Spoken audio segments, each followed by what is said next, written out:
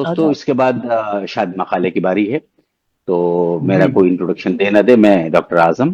اور اب کسی بھی انٹروڈکشن کے ہم ایک دوسرے کے لیے بالکل قطعی طور سے مطلب یہ نہیں کہہ سکتے کہ محتاج نہیں ہے. سب جانتے ہیں ایک دوسرے کو، مدت سے جان رہے ہیں، اور کلام کے ذریعے بھی اور شخصیت کو بھی پہچاننے جاننے لگے ہم لوگ. تو بہرحال مجھے یہ حکم ہوا تھا کہ اس پروگرام کو کچھ نئی ترتیب دینے کی بات ہوئی تھی کہ صرف مشاعرے پر مشتمل یہ پروگرام نہ رہے، اور اس میں کچھ نئی چیز ہم جوڑیں، اور نئی چیز یہ جوڑیں کہ ہم ایک حصہ اس کا نثر کا رکھیں اور ایک حصہ مشاعرے کا رکھیں. یعنی کہ ادب کے جو دونوں ہی پہلو ہیں. ہمارا ادب جو جی ہے ظاہر ہے کہ کمپلیٹ ادب جب ہم آتے ہیں تو نظمیہ بھی ہے اور باقی نثریہ. تو نثر اور نسری نظم کے سلسلے کی جو یہ ہماری یہ گفتگو آج کی ہوگی، یا آج کا یہ پروگرام ہوگا، میں سمجھتا ہوں کہ ایک تاریخی حیثیت کا حامل ہوگا. اس کی جی شروعات کرنے کا صحرا جو ہے کامران عثمان صاحب کے سر جائے گا، جنہوں نے محض چند لوگ بیٹھے ہیں اور اپنے اپنے کلام سے محظوظ ہو رہے ہیں اور محظوظ کر رہے ہیں. اس کے بجائے انہوں نے سوچا کہ کیوں نہ ادب کے مختلف گوشوں پر بھی گفتگو کی جائے اور اس سے بھی سب کو روشناس کیا جائے، تاکہ ہم اگیر ایک ہماری طرف سے ایک طرح سے خدمت ہو سکے اردو زبان و ادب کی. تو دوستو آج جو مجھے یہ آزادی دے دی گئی تھی کہ ٹاپک آپ چن لیجئے گا. حالانکہ میں چاہ رہا تھا آج مشاعرے اور اس کی اہمیت، افادیت اور اس کی روایت پر گفتگو کرنے کے لیے میں سوچ رہا تھا کہ اس پر گفتگو کروں، لیکن وہ بہت پھیلا ہوا مضمون تھا اور میرے پاس وقت کی کمی ہونے کی وجہ سے اس کے بجائے میں نے دوسرا مضمون ترتیب کیا جو آپ کے سامنے پیش کر رہا ہوں میں. اور انشاءاللہ پھر بسم کبھی اللہ اسی طرح کی کوئی محفل ہوئی تو اس میں مشاعرے کی اہمیت، افادیت، تاریخ اور تمام چیزوں پر گفتگو کریں گے. وہ بھی بہت مزیدار گفتگو ہوگی اس پر. تو آج جو ہے غالب کے ایک شعر پر گفتگو ہے نا. تو بجا اس کو بجا کس کس زاویے سے لوگوں نے اس کی تشریح کی ہے، اور کس کس انداز سے، کس پس منظر سے لوگوں نے اس کو سوچا، سمجھا، سمجھنے کی کوشش کی، کس کس نے تردید کر دی ان کے خیال کی، کس کس نے تائید کی ان کے خیال کی. یہ سب ساری چیزیں اس پر میں کوشش کروں گا کہ اس شعر کے حوالے سے گفتگو ہوگی. پھر غالب کی عظمت پر بھی کچھ لوگوں کے اقتباسات ہوں گے، کچھ گفتگو ان کی عظمت پر بھی ہوگی. تو غالب کا ایک شعر، غالب کے ایک شعر کی مجھے تشریح کرنی ہے. میں چونکہ ایک طبیب بھی ہوں، لہذا تشریح کا ایک ہی مطلب جانتا تھا ابھی تک، یعنی بدن انسان کی اناٹمی. واہ اچھا علم تشریح مطلب اعضائے بدن کی جراحی کا علم، وہ علم جس میں اعضاء کی حقیقت اور ماہیت کا اور شکل و صورت، وضع قیام اور ہڈیوں کے شمار وغیرہ کا بیان ہوتا ہے. یعنی تشریح البدن. یہ ہم پڑھتے رہے 6 سال 5 سال تک، مگر بعد میں اس کے ادبی سیاق و سباق کے متعلق پتہ چلے، جیسے بخوبی بیان کرنا، شرح کرنا، تفصیل، تفسیر، وضاحت وغیرہ وغیرہ. غالب کے اشعار کی تشریح تو جانے کس کس نے کی ہے اور خوب سے خوب کی ہے. نظم طبع طبائی، بے خود دہلوی، حسرت موہانی، ناطق گلاوٹھی، جوش ملسیانی، میرے بھوپال والے سوہا مجددی، اور دور جدید کے سب سے معتبر نقاد شمس الرحمان فاروقی وغیرہ جیسے جید نکتہ رس، نکتہ داں، نکتہ سنج، نکتہ شناس نے تمام تر نکتہ خفی کو افشا کیا ہے. بھائی کو داد واد مل جائے گی تو تھوڑا ہمت بہت بڑھے گی. خوبصورت. آپ کو روکنا نہیں چاہ رہے تھے، آپ کے بہت خوب بہاؤ جناب. کے آگے کھنڈر نہیں ڈالنا چاہ جی رہے تھے. بہت شاندار. بہاؤ کے آگے کھنڈر نہیں ڈالنا چاہ رہے تھے. سبحان اللہ سبحان اللہ. بہت جیسے خوب جید جناب. نکتہ جی رس. بالکل اتنا اچھا بول رہے ہیں کہ سب سکتے میں ہیں اس وقت. یہی بات ہے، یہی بات ہے. ہم تو آپ کے ڈر سے خاموش بیٹھے ہیں، ورنہ داد کی کیا بات ہے.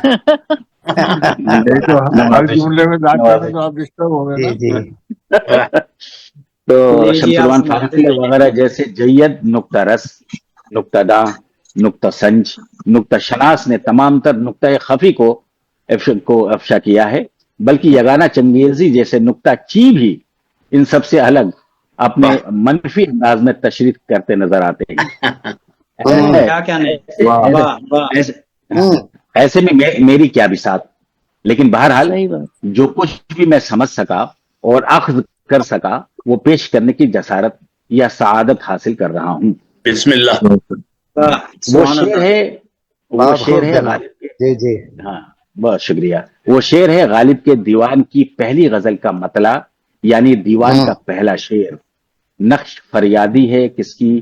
شوخی تحریر کا. شوخیت سبحان تحریر. اللہ واہ واہ سبحان واہ اللہ. واہ واہ واہ. کاغذی ہے پیرہن ہر پیکرے تصویر کا. تصویر کا. شعر ہے. واہ واہ واہ. جی جی. آئیے سب سے پہلے اشعار میں موجود الفاظ کے معنی جانتے ہیں. واہ. نقش کے معنی تصویر، کھدا ہوا یا لکھا ہوا، نام و نشان یا چھاپ، بیل بوٹا بنانا، اسکیچ، شکل و صورت، گرافیکل فارم وغیرہ. فریادی، فریادی کہتے ہیں فریاد کرنے والے کو، رنج و غم کی شکایت کرنے والا. شوخی تحریر، لکھاوٹ کے رنگا رنگی، تحریر کی خوبصورتی. کاغذی، کاغذ کا بنا ہوا، نفیس، باریک، نازک، جو پانی سے بھیگے یا تیز ہوا سے پھٹ جائے، ذرا سی آگ کے لمس سے جل جائے. پیرہن، لباس، واہ. جلد، لباس جلد کیونکہ فطری طور سے ہمارے گوشت اور ہڈی کے ڈھانچے کو چمڑی ہی ایک لباس عطا کرتی ہے. واہ. پیکر، پیکر صورت، چہرہ، وجود، کائنات کے جملہ جمادات، نباتات، حیوانات وغیرہ. پیکر تصویر، تصویر کا سراپا، نقش یا صورت. اور مجازن اس سے مراد خاموش یا ساکت وجود بھی لیا جاتا ہے. یہاں اس کے معنی، یہاں اس شعر میں اس کے معنی نازک اور فانی وجود کے ہیں.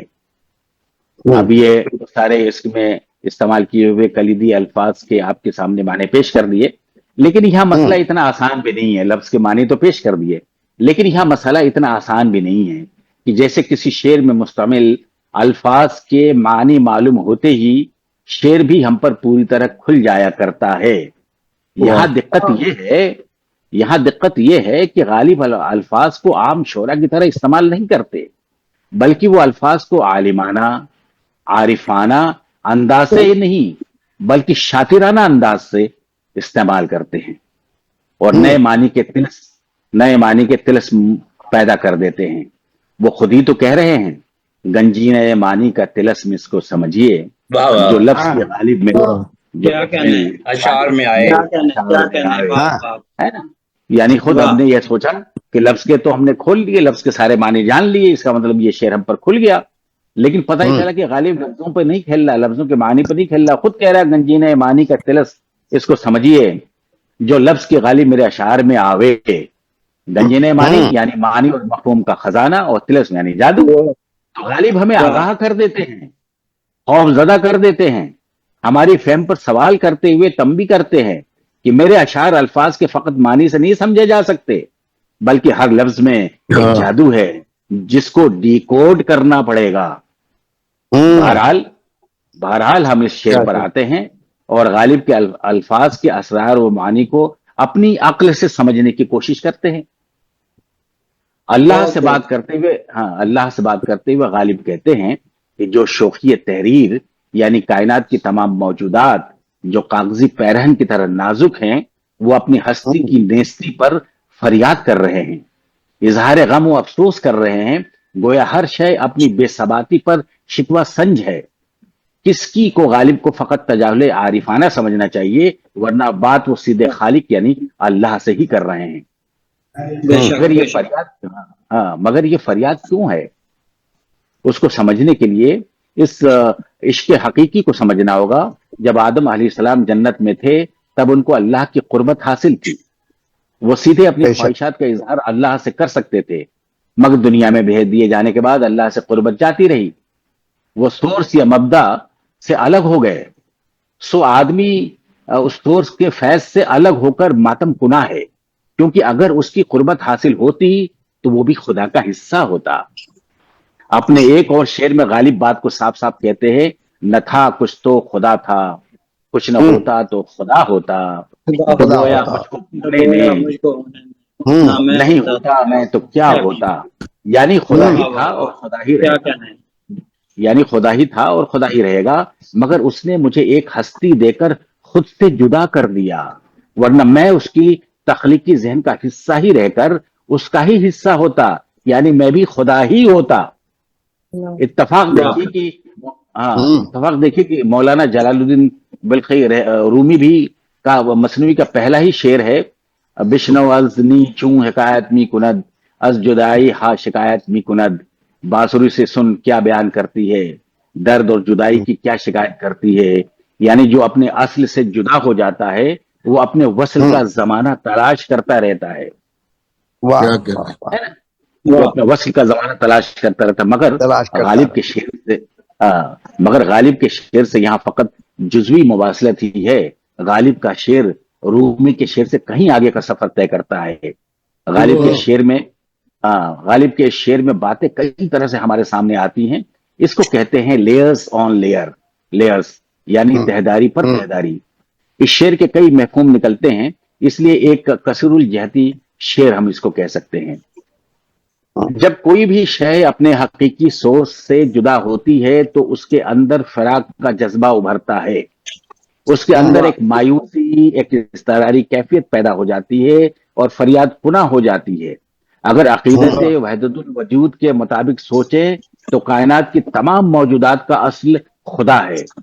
اس طرح اصل سے الگ ہونے کا کرب ہے جو فریادی بنا دیتی ہے، کیونکہ جو بھی شے وجودی حیثیت رکھتی ہے وہ اپنی نیستی تک اپنے وجود کو بچائے رکھنے کے لیے کوشاں رہتی ہے، مگر یہ کوشش اسے نہ کرنی پڑتی اگر وہ اصل کا ہی حصہ ہوا ہوتا، اصل کا حصہ ہی رہتا. انسان سب سے خوبصورت تخلیق خدا ہے. قرآن میں سورہ والتین میں آیا ہے لقد خلقنا الانسان فی احسن تقویم، یعنی ہم نے انسان کو بہترین صورت میں پیدا کیا، مگر پھر بھی وہ خدا کی شوخی تحریر کا حصہ ہی ہے. اور انسان اپنی اصل کی تلاش میں سرگرداں ہیں. غالباً اس لیے وہ کہیں مندر بناتا ہے، کہیں مسجد بناتا ہے، تاکہ وہ اپنے اصل تک پہنچنے کی سعی کرتا رہے. بہرحال بہرحال اس شعر کی ایک عام شرح اس طرح بھی ہوگی کہ اللہ کی بنائی ہوئی اس تصویر یعنی کائنات کی ہر پیکر یعنی مخلوقات کا پیرہن یعنی لباس یعنی ہستی کاغذی یا عارضی ہے، وہ رہنے والی ذات محض خدا کی ہے. اس لیے ہر شے فریادی ہے اور اپنی بے ثباتی پر غمزدہ ہے کہ کاش کہ ہم یہاں نہ ہوتے تو ہم تمہارا حصہ ہوتے. تو صرف بے ثباتی پر فریاد کر رہے ہیں. ایک بات اور قابل ذکر ہے کہ اردو کا ہر شاعر عام طور سے اپنے دیوان کی ابتدا حمد و ثنا سے کرتا ہے. اب یہ پتا تو نہیں کہ غالب کا نقطۂ نظر کیا تھا، مگر غالب نے دیوان کے پہلے ہی شعر کو ایک بہترین حمدیہ شعر کا روپ دے دیا ہے، دیکھیے تو. اور مدیحہ بھی ایک شعر کہہ سکتے ہیں، ایک عمدہ مدیحہ شعر ہے. اگر غالب کے مزاج کے مد نظر دیکھیں تو اسے تنزیہ بھی کہہ سکتے ہیں، وحدت الوجود کے نظریے سے دیکھیں تو اسے المیہ بھی کہہ سکتے ہیں. گویا ایک شعر کی الگ الگ زاویے سے الگ الگ مفہوم برآمد ہو رہے ہیں. آئیے اب چند مشہور شاعرین کی نظریوں کی بات کرتے ہیں.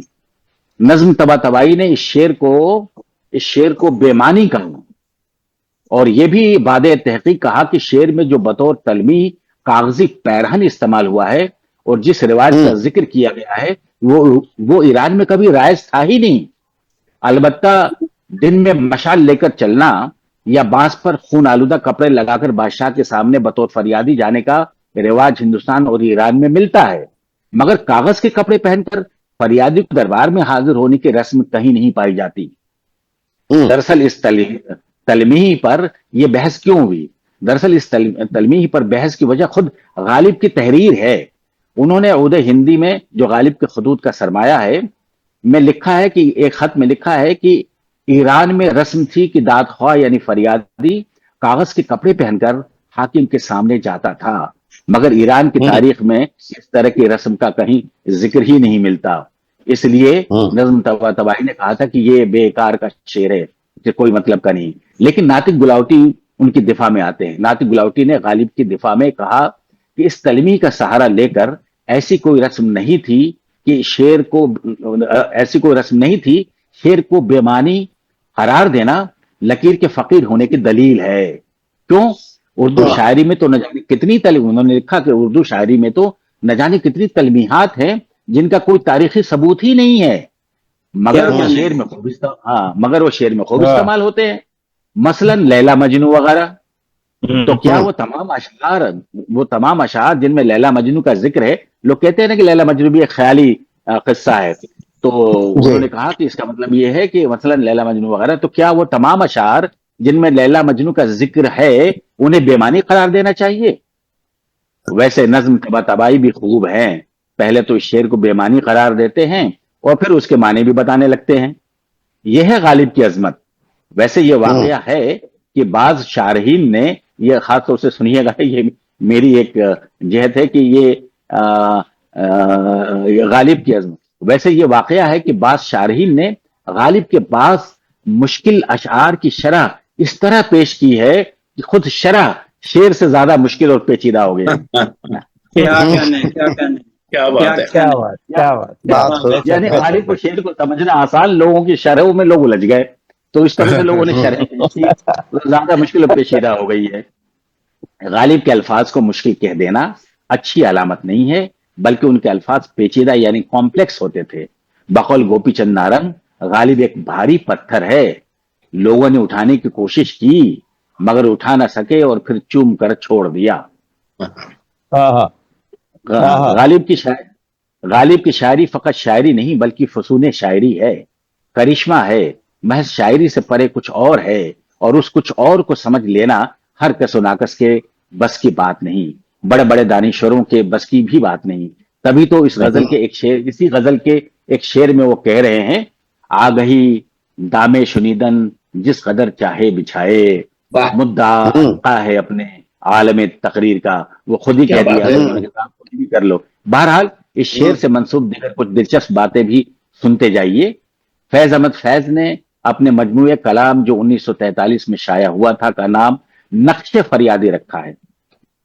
یاد رہے غالب کے شعر میں نقش لفظ تنہا ہے، مگر فیض نے اس میں اضافت کا اضافہ کر کے لکھا ہے، یعنی فریاد کرتی ہوئی تصویر یا کمپلیننگ امیج، نقش فریادی، جبکہ اوریجنل شعر میں صرف نقش فریادی ہے، نقش فریادی ہے، ہاں نقش فریادی، لیکن انہوں ان کے مجموعے کا نام نقش فریادی۔ یہ بہرحال یہ نقطہ آپ لوگوں نے دیکھا ہوگا، یا آج دیکھیں گے آپ ان کا سرورق تو آپ کو لگے گا انہوں نے نقش فریادی لکھا ہے۔ جو لوگ آسانی سے شعر کی تشریح کو سمجھنا چاہتے ہیں ان کے لیے بھی بڑا ایک آسان سا نسخہ بتا رہا ہوں، جو انہوں نے شعر لکھا گیا کاغذی پیرہن تصویر کا والا، اس شعر کو جو ہے، اس شعر کی اگر آسان تشریح پیش کروں تو کچھ اس طرح سے آپ دیکھیے گا۔ ایک مشاعرے میں ایک بچہ جو سامعین کی جماعت میں تھا مسلسل روئے جا رہا تھا، جس سے مشاعرے کی کارروائی مشاعرے کی کارروائی میں خلل پیدا ہو رہا تھا ہے۔ ہاں، ایک مشاعرے میں ایک بچہ جو سامعین کی جماعت میں تھا مسلسل روئے جا رہا تھا، جس سے مشاعرے کی کارروائی میں خلل پیدا ہو رہا تھا۔ اسرار الحق مزاج جو اپنی بزلہ سنجی کے لیے بہت مشہور تھے، مائک پر آئے اور اس بچے کی طرف اشارہ کر کے زور سے کہا، نقش فریادی ہے کس کی شوخی ہے۔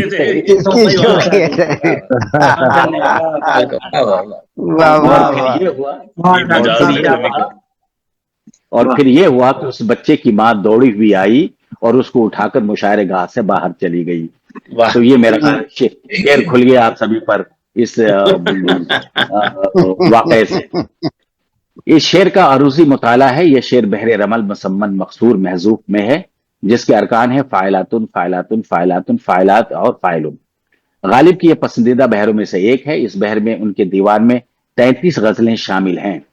اس سے یہ عروضی ہونے کا یہ ایک طرح سے کرب ہے ہم لوگوں کا کہ ہر کلام کو عروض کے لحاظ سے بھی پرکھنے لگتے ہیں۔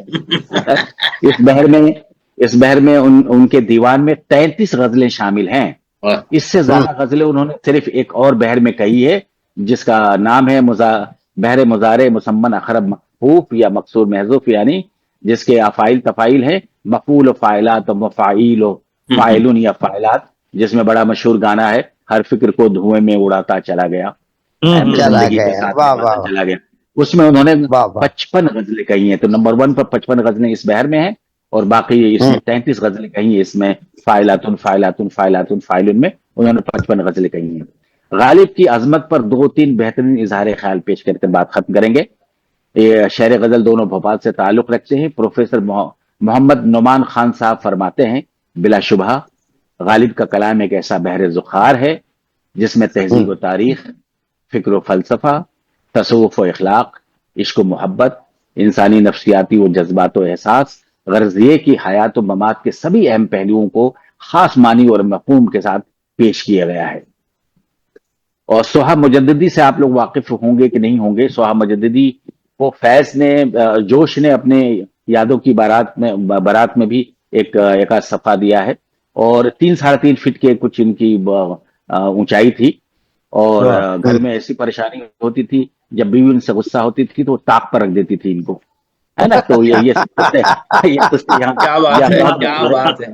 اور آپ دیکھ لیجیے گا سہا مجددی کا آپ کہیں سے کریے گا سرچ تو آپ کو ملے گا، 3-3.25 فٹ کے شخص تھے، لیکن کیا قابل شخص تھا صاحب۔ انہوں نے مطالب غالب نام سے ان کی شرح لکھی ہے، اور کیا خوب لکھی ہے، اور آپ ان کے یہ جملے سنیے۔ وہ غالب جس نے اپنی ندرت تخیل و مضامین، اپنی جدت اسلوب و ادا، اپنی نصرت تشبیہات و استعارات اور شوکت تراکیب و الفاظ سے ایک ایسا باب کھول دیا جس میں گویا ایک نئی دنیا نظر آنے لگی۔ یہ ارتقاء شعر کی ایسی کڑی تھی جو اس وقت تک آخری سمجھی جا رہی ہے۔ سطح آشنا آنکھیں مطالب کی گہرائیوں تک کام نہ کر سکی۔ دیکھیے کس قدر وہ لوگوں نے کہا تھا کہ یہ کیا لکھتے ہیں، کچھ سمجھ میں نہیں آ رہا، ان کے بارے میں لکھ رہے کہ سطح آشنا آنکھیں مطالب کی گہرائیوں تک کام نہ کر سکی۔ انہوں نے جدت کو مجہول، مضمون آفرینی کو کوہ کندن و کہا برآوردن، تراکیب بلی کو گورکھ دھندا، شوکت الفاظ کو اغلاق کہہ کر پکارا۔ ایک مدت بعد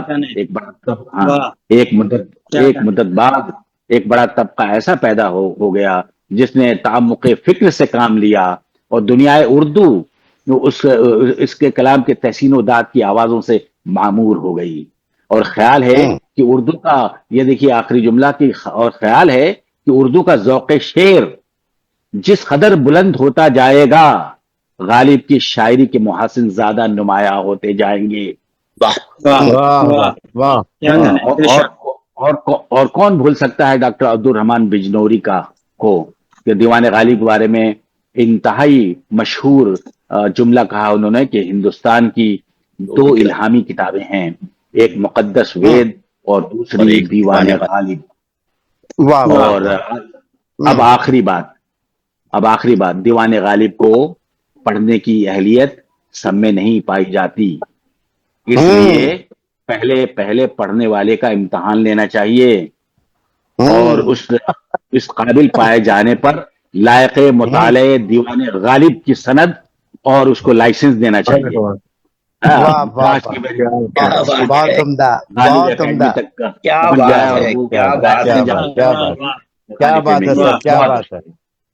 بات ہے سر، کیا بات ہے، کیا کہنے ہیں ڈاکٹر صاحب، کیا خوب کہا ہے آپ نے، واہ واہ کمال کی تشریح ہے، کمال کی تشریح ہے، واہ واہ جی۔ بہت خوبصورت آپ نے احاطہ کیا اس شعر کا بھی، اور شارین کی جو اس کے بارے میں اپنی رائے تھی، سو ان کا تذکرہ بھی آپ نے کیا، نظم طباطبائی سے لے کر حسرت معانی تک، اور جنہوں نے بھی اپنے بساط کے مطابق غالب کو سمجھنے کی کوشش کی ہے، شمس الرحمان فاروقی صاحب تک، کس شعر کے یا اس مطلع کے جو بھی معانی ہیں۔ بات میرا خیال ہے آپ نے مجاز لکھنوی کی بات کی جس سے شعر کے کچھ معنی سمجھ آ گئے، اور ایک بات مشتاق یوسفی صاحب نے کی ہے، اور وہ بہت خوبصورت بات ہے، وہ کہتا ہے کہ غالب کا جو شعر سمجھ میں نہیں آتا زیادہ لطف دیتا ہے، زیادہ مزہ دیتا ہے۔ میرا خیال ہے اس کی جتنی تشریح بھی کی جائے، کیونکہ غالب نے اس کی اپنے جس خط کا ذکر آپ نے بھی کیا، خود ہی کہہ دیا تھا کہ جی چونکہ ایران کی ایک رزم تھی، اس حوالے سے میں نے بات کی۔ میرا خیال ہے ایسا شاید انہوں نے کبھی غالب اپنی ترنگ میں آ کر کچھ باتیں یقیناً ایسی لکھ جاتے تھے، کر جاتے تھے، ایسا اس کی باتیں ہوئی ہوگی۔ آپ دیکھیں ایسی بہت سی روایتی چیزیں ہیں، آپ نے اشارہ بھی کیا کیسو لیلا کے حوالے سے، لیلا مجنون کے حوالے سے، اور بھی کیا خضر نے سکندر سے اب کسے رہنما کرے کوئی، وہ جو سارا ایک واقعہ ہے، تو وہ یہ سارے باتیں تو ہے، اس طرح تو آپ کی آدھی سے زیادہ شاعری وہ ختم ہو جائے گی۔ ایسا تو ہے نہیں، یہ الزام تو غلط ہی ہے کہ فلمی حوالوں سے کہ جی ان کا تاریخی ثبوت بھی دینا پڑے، لیکن آپ کو ذرا زوم تھا جی جی جی ڈاکٹر صاحب، تو میں بالکل آپ سے متفق ہوں اس بات پر، اور اس کو میرا خیال ہے کہ اگر آپ ان حوالوں سے بھی دیکھیں کہ جو اس کائنات کا اور کائنات کے حوالوں سے جس کی طرف آپ نے ہلکا سے اشارہ کیا، میرا خیال ہے اصل بات وہی ہے. اور غالب کے شعر میں واقعتاً لفظ جو ہے وہ اپنے سیاق و سباق سے ہٹ کر نہیں آتا. ہر لفظ کا ایک اپنا پس منظر ہے، ایک اپنی کیمسٹری ہے، اور وہ ان حوالوں سے ہی سامنے آتا ہے. جب تک آپ ان کو اس طرح نہیں پرکھیں گے آپ کی سمجھ میں بات نہیں آ جائے گی. میں عشرت کی خواہش ساکیے گردوں سے کیا کیجیے، لیے بیٹھا ہے ایک دو چار جام واش گوں وہ بھی. تو جب تک آپ ایک دو چار کا مطلب 1+2+4 7 اور 7 اور جام واش گوں الٹے پیالے سے آسمان نہیں مراد لیں گے، آپ کی سمجھ میں بات نہیں آئے گی، کیونکہ ساکیے گردوں کی بات کی گئی ہے. تو جب وہ اس حوالے سے بات کرتا ہے تو آپ کو اس کے اندر اترنا پڑتا ہے. غالب کا اس لیے مشکل ہے کہ ہم غالب کو اور شعراء کی طرح پڑھنے لگتے ہیں. غالب کے ساتھ پہلے رومانس کرنا پڑتا ہے، اس کی اس رنگ میں اپنے آپ کو ڈھالنا پڑتا ہے، پھر جا کر آپ کو پتا چلتا ہے کہ جب وہ جامع واش-گوں کہتے ہیں تو اس کے کیا معنی ہے، اور جب وہ کاغذی پیرہن کہتا ہے اس کی کیا معنی ہے. تب جا کر آپ پر غالب کھلنا شروع ہو جاتا ہے. اور آپ دیکھیں بالکل جس طرح ریاضی کے سوال حل کرتے وقت مشکل پیش آتی ہے، لیکن جس وقت وہ حل ہو جاتے ہیں تو ایک خوشی ہوتی ہے. غالب کا ہر شعر ایسا ہی ہے، اس کے ہر شعر کے ایک پس منظر ہے، اور اس کے معنی اسی وقت طے ہوں گے جب آپ وہاں تک پہنچیں گے جہاں سے غالب نے اس شعر کو کہا ہے. اب وہ نہیں تھا، اب وہ ماننے کے نہیں تھا وہ اس دنیا کا آدمی، وہ کہیں اور سے بات کرتا تھا.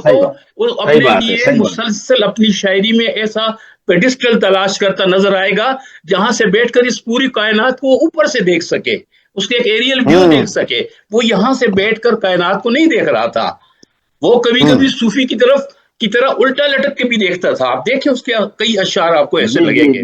تو میں یہ سمجھتا ہوں کہ آپ نے بہت ہی پر وقت اس شعر کی طرف توجہ بھی دلائی ہے کہ اس کی، لیکن اس کی اب بھی جتنی تشریح ہو. آپ کی یہ بات مجھے بہت پسند آئی کہ بہت سے شارحین نے اس کی شرح ایسی لکھی ہے کہ اس کے لیے بھی ہمیں ایک شارح کی ضرورت ہے. یہ ایسا بھی ہے، ایسا بھی ہے. اور ایسا میرے ساتھ دوستوں کی اجازت سے یہ میرے ساتھ ہو چکا ہے کہ میں نے ایک ادبی ورکشاپ میں 1980 کی بات کر رہا ہوں، میں نے کشور ناہید صاحبہ کچھ اس پہ بات کر رہی تھی کہ جو تراجم انگریزی سے اردو میں ہوئے ان لوگوں کا. تو میں نے انہیں کہا، چونکہ میں اس وقت اسٹوڈنٹ ہی تھا، اس ورکشاپ کا ایک حصہ تھا، تو میں نے انہیں کہا کہ جی آپ نے پشاور کے ایک بہت بڑے مترجم کا نام تو لیا نہیں، شوکت واسطی صاحب، جس نے ڈیوائن کامیڈی اور کیا کیا کچھ اس نے پیراڈائز لاسٹ اور ان سب کو اردو میں منظوم ترجمہ کیا ہے. تو انہوں نے مجھے کہا کہ آپ سے میں اس تقریب کے بعد بات کروں گی. میں نے کہا ٹھیک ہے. تو اس وقت چائے کی ٹیبل پہ بیٹھے تو مجھے بلایا اور مجھے کہنے لگی کہ یہ اصل میں واسطی صاحب نے جو ترجمہ کیا ہے پیراڈائز لاسٹ کا یا کسی بھی ڈیوائن کامیڈی کا، تو کہتے ہیں اس کے لیے بھی ایک شاعری کی ضرورت ہے. جو اردو منظوم اس نے کیا ہے کیا ہے، نخل طوبہ کے صاحباں کے تلے، اس کے لیے بھی تو ایک شاعری کی ضرورت ہے، ایک مترجم کی ضرورت ہے کہ جو اس کا بھی تو ترجمہ کرے. خیر اسے تو میں نے جواب دے دیا تھا. میں نے کہا پیراڈائز لاسٹ جو ہے کیا وہ خالصتاً انگریزی میں ہے؟ وہاں بھی تو کیا کیا الفاظ ہیں لیٹن کے بھی، اور بہرحال اینگلو سیکسن زمانے کے لفظ بھی شامل ہیں اس میں. تو اگر واسطی تو علماء بعض اوقات واقعتاً اس جگہ سے شرح کر رہے ہوتے ہیں کہ خود تو سمجھ رہے ہوتے ہیں، ہم جیسے طالب علم راستہ ہی دیکھتے رہے. بہت خوبصورت آپ نے بات کی. بہت شکریہ. اور یولیسس کا آج کل چرچا چل رہا ہے بہت کچھ، اس کی بھی ترجمے کی بہت باتیں ہو رہی ہے. سن رائے صاحب کی اس کی خبریں ہندوستان تک بھی پہنچ رہی ہیں، جو انہوں نے یولیسس کا جو انہوں نے ترجمہ کیا ہے. تو انکاری ہو جاتے ہیں، کبھی کہتے ہیں یہ تبازات ہے، کبھی کہتے ہیں میں نے اخذ کیا، کبھی کیا کہہ رہے ہیں. وہ بھی ایک جگہ پہ کنفیوز ہے، کیونکہ وہ ناول اس قدر ڈائلیکٹ میں ہے ان کا جو لکھا ہوا ہے کہ اس کو کسی زبان میں ڈھالنے میں بڑی مشکلیں آئیں گی. اب انہوں نے جو بھی اس کا ترجمہ کیا ہو، اس کا ڈکشن ہی عجیب ہے اس ناول کا، اور اس ناول کو کسی طرح سے مطلب ناقابل ترجمہ مانا جاتا تھا ابھی تک. انہوں نے کوشش کی ہے، تو خیر ان کی کہنے میں حوصلہ افزائی کرنی چاہیے اور پڑھنی چاہیے اس کو. हाँ नहीं तो मतलब उसको कुछ फ्लेवर तो हम तक पहुंच गया यूलिसिस हाँ का कुछ तो फ्लेवर कि मिलेगा, वो कुछ क्या तो मिलेगा। हाँ दरअसल असल वाकया क्या था, कुछ चीजें तो पहुंच गई। देखिए तर्जुमा कभी भी उसका हक नहीं अदा कर सकता। हक नहीं, आप बिल्कुल नहीं कर सकते। लफ्जों को तो ढाल लेंगे, वो फ्लेवर कहाँ से लाएंगे, वो रोजमर्रा कहाँ वो से माहौल लाएंगे, कहाँ से लाएंगे, वो जिस माहौल आप माहौल का कहाँ से लफ्ज है क्रिएट वो माहौल करेंगे। का बिल्कुल सही जमीन बात है। आसमान का फर्क है। सही आप एक हिंदी से कोई चीज उर्दू में ट्रांसलेट करते हुए, तर्जुमा करते हुए आप रामदास को अब्दुल्ला तो बना देंगे, मगर जाहिर है कि अब्दुल्ला और रामदास की जो जो फर्क है वो आप वाजे नहीं कर सकते। मुझे एक बिल्कुल बिल्कुल। इजाजत दें कि एक पाकिस्तानी फिल्म थी, एक छोटा सा उसका डायलॉग है बहुत खूबसूरत, कि उसमें उसका नाम था लाखों में एक, रजा मीर की बनाई हुई फिल्म थी। तो उसमें इजाज शमीमारा वगैरह होते हैं। बहरहाल उसमें वो शमीमारा और उसके माबेन एक मुकालमा होता है बहुत खूबसूरत। वो ये कहता है कि यार हम कब तक इस तरह मिलते रहेंगे, कब हम, तो वो उसे कहती है, शमीमारा उसे कहती है, ये डायलॉग देखें, कहती है आप और मैं नहीं इकट्ठे हो सकते, हमारा मिलाप नहीं हो सकता। वो कहते क्यों, कहते इसलिए कि तू महमूद है, मैं शकुंतला हूं। तो ये जो तू महमूद है और मैं शकुंतला, इसके पीछे एक पूरी तहजीब है। ऐसा ये तहजीब आसान है, नहीं वाह होता जब आप वाह ट्रांसलेट वाह कर रहे हो।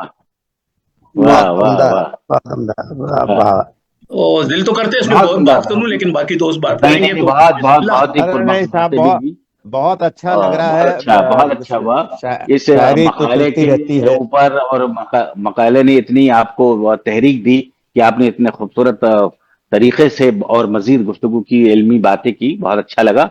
और मकसद यही होना चाहिए, ये कतई नहीं होना चाहिए कि हम आए और सुनाए और चल दिए और महल हाँ हो गए, और नहीं, है ना ये। मुकालमे को आगे बढ़ना हाँ चाहिए। बिल्कुल बिल्कुल बिल्कुल, ये तरीक़ेकार जो उस्मान साहब ने शुरू किया है, मेरा ख्याल ये मतलब इस लायक है कि इसको जारी सारी रख सकते हैं, और संजीदा लोगों को भी हम लोग इसमें शामिल करके उनके मकाले बिल्कुल वगैरह सुनते बिल्कुल रहेंगे। बिल्कुल बिल्कुल बिल्कुल बहुत अच्छा है, बिल्कुल। बहुत अच्छा है। और बहुत शुक्रिया कि आप लोगों ने इस मेहनत को कामयाब किया मेरी, और उस बहुत अच्छा लगा, मकाले को बहुत अच्छा लगा, वतन बहुत अच्छा फरमाने लगा। की आपने जज़ाकल्लाह बहुत खैर। अहाता बहुत किया खूब। है, इसके लिए आपका स्पेड वर्क मुझे पता है बहुत बड़ा होगा।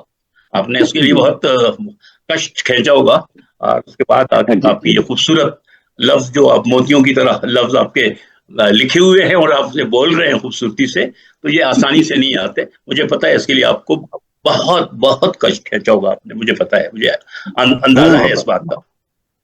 मोहब्बत मोहब्बत है आपकी, और मोहब्बत। कामरान जी का शुक्रिया हाँ कि उन्होंने एक नई हाँ, बिल्कुल बिल्कुल। तरह डाली। बहुत जी भाई जी जी कामरान जी। भाई, बहुत अच्छा बहुत अच्छा। अभी तक सच बात है, हम लोग अपनी अपनी सुनाते थे और उसके बाद में चले जाते थे, कभी बैठते थे चलेगा। कभी चले जाते थे, लेकिन ये जो आज मिल रहा है, ये कहाँ मिलता है? ये कहाँ मिलता है, रोशन, बताइए ना।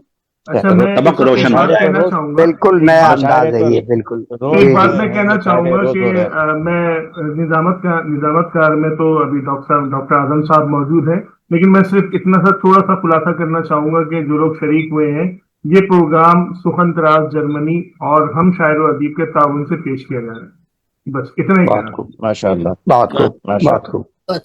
चल ये जिसके तावन से भी अल्लाह उसको जज़ाए खैर दे। जा। आमीन आमीन।